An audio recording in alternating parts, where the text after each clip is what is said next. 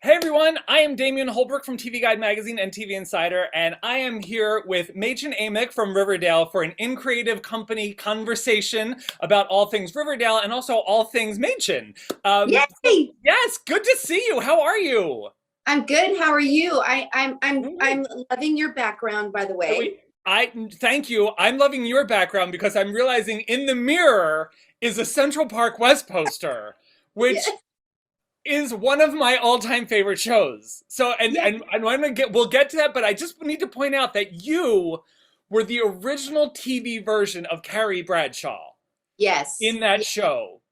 Yeah, I they spun off my character in and they did approach me actually to do it, but I was just like my Wow. kids were really young and it was hard enough for me to be filming in New York doing Central Park West on an hour drama. And so I opted not to do it. And then it Oh, became Sex in the City. and We don't always it's make the best choices in life, but it's so clear though, like if you watch the first season of Sex and the City, her styling is so Carrie Fairchild from yeah, CW. Yeah. yeah, All right, we're yeah. going to talk about that. So first, so you were pretty much raised in the creative arts, right? Like Yeah, music, you yeah. were My dad was a musician, and he had the Bobby McGee band. In fact, just little Bobby McGee band posters. This is my office. So I have all my fun memorabilia from nice. work that I've done. But so I grew up with music, surrounded by music. I was playing upright bass as a little girl, barely reaching my hands around the instrument. I grew up on piano. I loved dance. I actually thought I was going to become a prima ballerina. Like that was my goal in life. And then at a certain point, I fell in love with theater in high school, and I had an amazing teacher, and it just sparked. It was like that was the thing that made me fall in love with arts and moved to LA at the early age of 16, emancipated and raring to go. That is bold. And then at 19 you land Twin Peaks. So for Yes, somebody who's like in love with acting and super like immersed in the creative arts, to land on a show like that, which is yeah. just an absolute playground for that kind of world. Well, and I only knew of David Lynch from like Blue Velvet, Dune, kind of, obviously like his very offbeat Right. stuff. And I remember when that like came my way, I was like, David Lynch on television? Huh, this is either going to be a huge failure or absolutely brilliant. And of course, I love risk taking, and I always go for the things that are like, oh, don't know what this is going to be, but let's jump on the roller coaster. And thank goodness it was like an amazing thing that started my career and sent me on I think an alternative path in a way. Hmm. Like I never went after the ordinary roles of just being like the female lead, like on the superhero's arm, Right, like right. search for things that challenge me and were interesting to me artistically. Yeah, because when you like set the bar at that level, it's kind of hard to go and just do like a rom-com kind of thing. Yeah, You yeah, know? And no definitely. shade Yeah, to rom-coms, but like you yeah, know what you get to do as like a 19, 20, 21-year-old is yeah, in Twin Peaks is, and it was a totally different world back then. Like there was no internet, there were no like, so spoilers, they yeah. were just shocks for us. Yeah, yeah, and David was very he worked very hard to keep everything under wraps. Mhm. No spoilers. We didn't he didn't even like us to talk about like the way that we filmed things. Like he's like, this is magic, this is cinema. Like you don't tell your secrets, Right. let people experience it, which I still agree with. I Yeah. know it's fun to see behind the scenes stuff, but a lot of times at the end, like right now, I'm like obsessing over it, Downton Abbey. I know I'm late. By the way, there's this great show on TV. It's called Downton Abbey. Um, like how they have the things at the end of the season, or you can watch the behind the Right. scenes HBO shows. I always like go past it because I don't want to see the people like the way they are in life. Like I want to believe the You magic. just want to be in that world. And something like Twin Yeah, Peaks, obviously the world you want to be. I just don't want to, like, I loved that it didn't film in California. It, like, it was its own world. yeah, And Riverdale, obviously, the successor to the throne, a weird show, a very stylized show. yeah. When you saw that script, did you think, like, this seems to have some DNA? I didn't catch that at all. I didn't catch that until we started to get reviews, you know, when it was coming out and people were watching the pilot, they started comparing it. And I was like, oh, okay, murder, small town, high school. Okay, I see where you're going. Okay, I can see it. But Yeah. they just feel very different, like they're very different tonally. So I just didn't catch it until Right.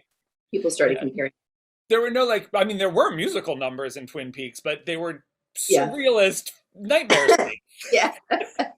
So, all right. So after Twin Peaks, like, we started talking about CP Central Park West, which was, you know, it was poised as it was going to be the next Melrose Place. It was from Yeah. Darren Star. It had all the pedigree. It had this gorgeous cast. You're filming on location in New York. John Barrowman, Hello. way before, you know. Yeah. What was that experience like? Because that was something that did go through a lot of creative changes. Yeah, I don't, you know, and at that point too, I mean, I was so focused on like raising my kids and just trying to be there as a mom and juggling that hard kind of like filming schedule. I didn't totally know what was going on behind the scenes, Hmm. but I know that like there was a shift within the network, like they wanted to skew it to different age range. I think it was ahead of its time, to be honest, because it was incredibly um it was like fashionable and cool and had all these different characters. It just felt like if that like it was a precursor to Sex in the City. You know, it Yeah. just needed like a couple of extra years, and I think it would have been a great hit because it was Yeah. really fun to do. It was a Oh blast. God, it was like, and if you can find it on YouTube, like it is so much It's fun to fun. revisit. It's like the costuming It's was so amazing, juicy. I so know. juicy. It had like these incredible cameos from New Yorkers. Like they would Yeah. just walk into a scene. You had Lauren Hutton, you had Michael Michelle, who was gorgeous. And Raquel Welch, by the way. Yeah. Don't forget So they Raquel. bring in Raquel Welch and Gerald McCraney in the second season, like the revamp kind of thing. You got to work with these incredible people. I know. It was fun. It was really fun. Yeah. And then after that, something, you know, there was all this work that you did, and then because TV and movies at the time, it was like you're going to do one or the other. Yes. And then Weren't allowed to go back and forth. right, right. But now it's obviously very different. But when you landed Yeah. on you did a small role on Political Animals. Is that where you met Greg Berlanti? We didn't meet directly, but I know he was involved in that. But that was just fun to do. I just popped in for some guest stars, but that was like such a heavy hitter, amazing cast, great writing. Yeah, that was like Sigourney Weaver, you yeah, know, it was just Sebastian Stan. yeah, it was Yeah. that, yeah, it was amazing. I've had And a lot of great things in my career. It's exciting. yeah. Yeah, and that's the thing is like all these great roles and these great chances to be creative, and now you're moving into a whole new world of the directing. Um, Yes. which, if for somebody who doesn't like to know how the sausage is made on other shows, Now I'm making the sausage, but I won't tell you how. exactly. So when did you first get the idea like this is something that I'd like to do? I think it's always been percolating because when I read scripts, I get a really strong visual when I read it, and I already know what the movie looks like. I already know what the show looks like. It doesn't always turn out that way because it's obviously not, you know, wasn't my vision. I didn't put it together, but it's always been something really strong, and I always, in the back of my mind, wanted to do it. I just felt like, and I think this is a little bit of what's amazing that's happening with people really supporting diversity behind the camera is that it kind of felt like it was an impossible thing to do in a way, which is weird for me because I'm all about like, I'm going to bust down the door, I'm going to break the barriers, you know. But there was a little something in there that I thought like I was going to have to really take a lot of time to be able to grow that. Mhm. And did I really have the time, or did I have the finances to just like set aside my career for a year and start to work behind the camera? But I credit my daughter, Mina Tobias. She was set to do a music video, wasn't getting along with creative team, needed a director. My husband was like, Nina, ask your mom. She's been wanting to direct. You need a director. And so the two of them basically made me jump into the pool. And that was just, it was such a great, it was so satisfying to put together the team, the director of photography, all the visuals and the style and make it come to life. And then it was like, no going back at that point. I had the confidence and I could move forward. And Greg Berlanti Roberto, our showrunner, CW, they've been so supportive and just wanting to really push to get diversity behind the camera. And that's why I got a shot at directing. After I did music videos, a short, a documentary, then they invited me to direct a Riverdale episode, and I've done an episode for the last 2 seasons, and hopefully you'll get another one this season. But you start soon, shouldn't you know in advance, like how to schedule? I've already directed one in season 5 that will air on September 1st. Oh, okay. All right. Yeah. So you got the back half of the season. I got the back half. Nice. Yep.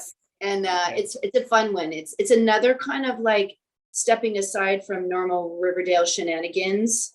And it's kind of like what we call a bottle episode, where there's just like something interesting happening just within that episode. So it was really fun to direct. Nice. All right. So let's talk about Riverdale. You signed. How did they pitch Alice Cooper? How did they explain this woman? Because it was literally like not a mom we ever see on TV. No. It was great. I went in because I was a little hesitant, because whenever you go in for a show where like the focus is going to be on the younger cast, are you just going to be the throwaway parent character, like the Charlie Brown, parent where you just hear wah wah wah wah. But I went in, I met with Roberto, and he, he pitched it like we have a lot of really great things planned for Alice. If you could kind of imagine Annette Bening's character in American Beauty. And I was like, done, sign me up. Yes. Like, the tragedy behind the perfect facade. And I was like, okay, that's something that I can play with and, be challenged by for seasons to come. And I love Alice. She's just, she's special. Amazing. And I remember watching the pilot, like months before it premiered, and Alice is the character who has that line that tells the viewer exactly what show you're signing on for. Yes. In the first scene where they're standing by the river and they pull the body out, and she's the only one, she's like, I'm not sad about this boy dying. I know. And you're like, what town is this? Yes, I know. Yeah, he had it coming. Yeah. And then you find out like ex-biker chick, like just, she was a serpent. She was like, I love this character. And also, only in Riverdale would she also be like a pillar of the community. Of course, yes. And, head of the PTA. Yep. And thought about running for mayor at one point. And she judges the town and yet has this incredible past where she shouldn't be judged. And you get to work with these incredible younger actors, but also the older cast is like, I mean, it's such a who's who. I mean, it was from the get-go, we're like, wow, I don't know what's a hotter cast, the parents or the kids. Yeah, I know. We were, as we lovingly call it, Parentdale. I'm telling you. And are you drawn to like the soap opera kind of storylines, or like that kind of storytelling? Because I'm kind of drawn to just anything I think that's good. Like I love a good rom-com. I love a good thriller. I think soaps are fun because we can relate to them. It's somebody in our family or our friends. I mean, there's nothing better than seeing people have to work out their issues on screen for us to enjoy and point at and gasp at and cringe about. So with this, you talked about having kids, and the great description of the character when they first tell you about her. What does it take other than that to like kind of convince you to sign on for something like this? Because it's a commitment for an actor to say, I'm going to sign on, especially with a network show where you're looking at maybe 22 episodes a season in another country. Yeah, we've been consistently 22. Look, I've been in the business 34 years now and been lucky enough to have tons of different shows. The sitcoms are fun because the schedule is great. You work for 3 weeks, you film, one night, you rehearse the rest of the week, you have a week off. Those are great. And I grew up on them, the I Love Lucy's of the world and Laverne and Shirley's and all that. It's probably my favorite type of show to work on in a way. But But I mean, look, that storytelling that you can do and how basically, unfortunately, films have now gone to television. I love going and sitting in the cinema. I love getting immersed in that big screen and that beautiful sound. But a lot, just, creativity has come to television now. So you're watching these kind of like long films now, these mini series and long running shows. So it's just become a part of like the main way that we watch our storytelling. So I love it. It is hard work, but I'm incredibly thankful to have had a career like I've had over these years, and continue to work, and I wouldn't do anything else.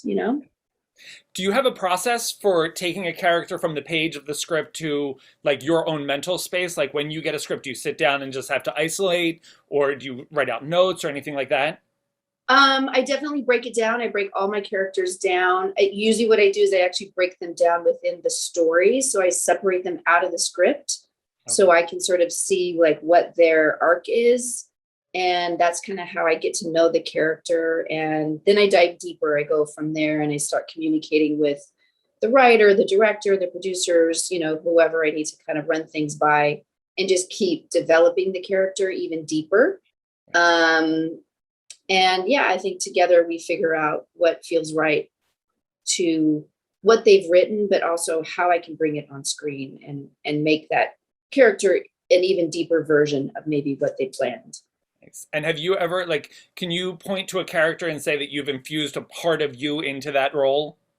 Every single one in some way, I'm sure, like my twisted, it's funny because my husband's always like, you always have a different take on things, whether it's the way I explain something or the way that I interpret something. And so I think that probably translates onto the big screen and the little screen in some quirky way. Right.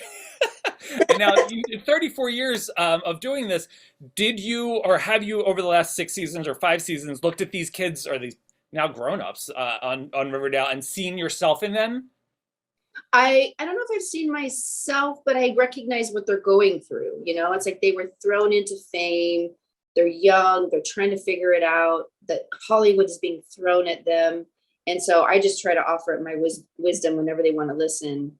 Right. Lily and I are incredibly close. So we stay in touch all the time. We're each other's mental health support.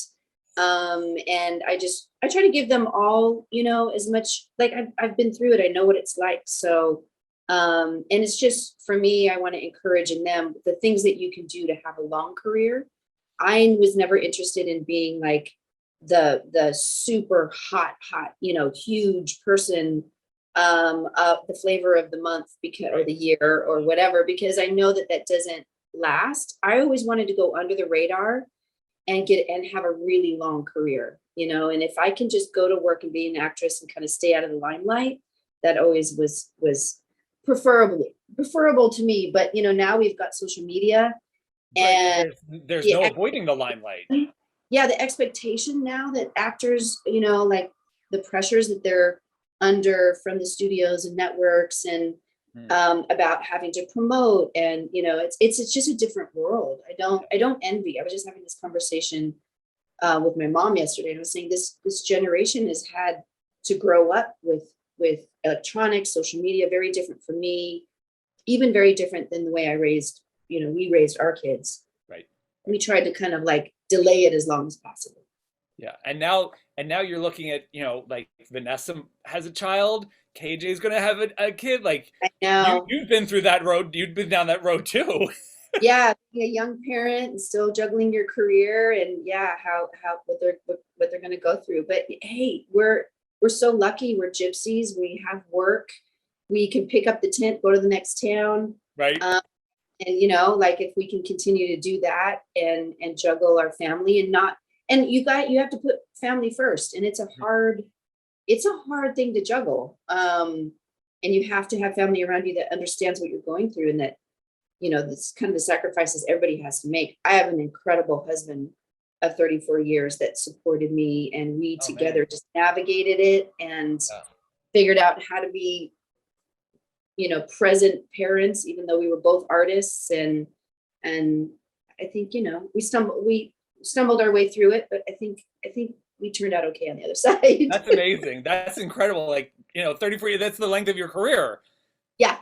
You are career married. Yes, yes. I moved to LA and I was like into, glamorous Hollywood, and I had no intention on dating. I was career driven, and being hit on left and right. And then all of a sudden I met him like in an apartment that I wanted to move into in the lobby. And I was like, yep, I'm going to move into this apartment. You had your own rom-com. Yes, absolutely. So you are prepping to go into the new season of Riverdale. What can you tell us about it? What are we coming to? I don't know. It's always a mystery. Yeah, I don't know. They just sent us the first script that we'll start filming next week. So no spoilers there. But it's gonna just be more Riverdale madness, I'm sure. Just, continuing on. The FP character has left the building and left Alice heartbroken. But there may be somebody in the wings waiting to take his attention. We'll see. Somebody we have not met yet? No, somebody you've met. Ooh. Okay. All right, I can get with that. Yeah. Would he happen to be the sheriff? I have nothing more to say. Okay. All right. All right. And you wrapped your feature directorial debut. Yes. Reminisce. So I didn't have enough stuff on the plate. As soon as Riverdale, filming of Riverdale season 5 was done, I went straight into pre-production. I directed my first feature film. I have legends in there: Bruce Dern, Julia Ormond, Alyssa Shea, Johnny Farrow. It was an amazing experience, and it was a whirlwind, though. I mean, that's why I look the way I do. I'm tired. I'm really tired. But just such an amazing experience. We captured magic, and we're gonna make the Sundance Film Festival deadline. So we'll hopefully hit the circuit, and we can talk again and discuss the film and how it's doing, hopefully. That's amazing. Now that's a huge undertaking. And Sundance, I mean, yeah, well, fingers crossed, right? We submit, see how it goes. Right, okay. And you also just started a mental health initiative. Don't mind me. I'm very excited about this. Tell me everything. Yes. Well, so, about 10 years ago, mental health hit our family hard. Our son ended up eventually getting the proper diagnosis. And what we've gone through as a family was so maddening and frustrating, because we band together. We worked hard behind the scenes to find the right help, to figure it out. And what's out there is inadequate. It's not funded properly. The stigma around mental illness is so strong that it's seeped into the fabric of our healthcare system. And so I've been an ambassador for Bring Change to Mind, for NAMI, for a bunch of really amazing mental health organizations that are working to erase the stigma. But it got to a point where I just got so frustrated that the type of help, the proper help, is not available, barely available to anyone that can find it, but then also so unaffordable that the access is just not there. So we decided we wanted to be a direct impact nonprofit foundation. It's entitled Don't Mind Me, because you've got to throw a little sass in there. Right, yes. And we are not only erasing the stigma, sharing our stories. We have a podcast coming out. We have our social media campaigns. You can find us at Don't Mind Me across all platforms. But we're actually fundraising because we want to sponsor people into treatment that wouldn't otherwise be able to find it. And and it's not just a quick 30-day dual diagnosis that's not really addressing the program. It's sponsoring someone for a year of getting their lives back together, learning the tools, and supporting the family members around them. So that's our oh my God, it's the providing the aftercare that is so pivotal. Yes, because you can go away, you can, and by the way, it's ridiculous amount of money. Yeah. because we just don't have the infrastructure in our system. It was taken away in the 80s, and it was never reestablished. And so it's providing that ongoing. It's everyone knows it's going to take a while. Whether it's you're coming back from addiction issues, mental illness, it takes a while. It took our son a year to get a proper diagnosis. It's So terrifying. It's terrifying for yeah, everyone. I'm sure your son was terrified. You were terrified, like going through all of this. And in the last year, we've seen so many cases of what people didn't realize was a mental illness because we've been living alone for the yeah, last year and a half. yeah. We had to sit with ourselves. We had to Mhm. see what was going on. It was a very stressful year, and it brought out a lot. And I also think it's a wave of the awareness where people are actually starting to be okay to say, I'm not okay, Right. and that's allowed, and we work through it and we support each other and talk about it. But our goal with the foundation is even also to advocate and actually change mental health reform. We need mental health first responders. It's not fair to our police force that aren't Mhm. trained to have to show up and figure out what to do. They're not trained, they don't have the tools. Right. And we need to get funding back into our hospitals. Our son was in and out of the hospital, and if you go to a hospital for a heart attack, you get transferred to the Cardiac cardiac. unit. Mhm. Now hospitals, they don't have mental health. They want to help people with a mental health crisis, but they don't have the funding, they don't have the staff, they don't have the training. It's been cut back. So you're sent to a psychiatric hospital.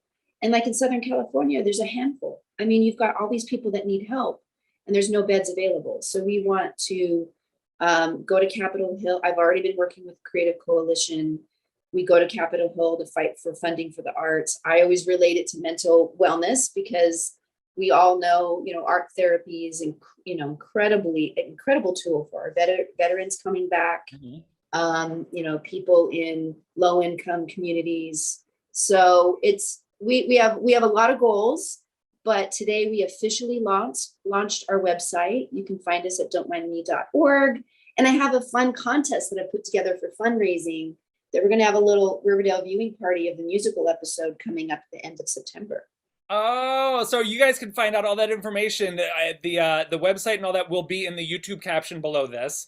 Yes. That's incredible because you do have this amazing platform that speaks to so many people because Riverdale brings in a lot of young people, but also people my age who are not that young. No, And not at all. but you also have this incredible cast of young people who are socially media savvy that can Yeah. put this out there, and I'm sure they're willing to help. Yes, hopefully. I'll go and twist their arms. No, but they will. Good. They've all been so supportive. And I mean, they were literally like before we were wrapping last season, I had all our different logos, like trying to choose a logo, and they're like, that one, I like that one. No, I like that color, so they've been incredibly supportive. And I'll get them to come on and help and do different events. So yeah, Nice. we're it's been a lot of hard work, but it's just necessary. We had to jump in and try to make a difference. Right, right. I love that because you had to get creative to get this Yeah, launched. And yeah. this is creative conversation. So There I you think this is the perfect way to wrap this. I go. want to thank you. Riverdale, you guys, the CW this fall. Machen, thank you so much. Congratulations on everything. Thank you. Cannot wait to see the movie. This is I so mean, exciting. and so we're in editing right now. So I'm going to Yeah. be filming Riverdale and editing remotely. So yeah, Talk about getting creative. that got to get creative. Well, good luck and get after it. And hopefully I will talk to you again soon, okay? Thank you. So great to see you. Thank you. Great to see you too. Okay, bye bye. Bye.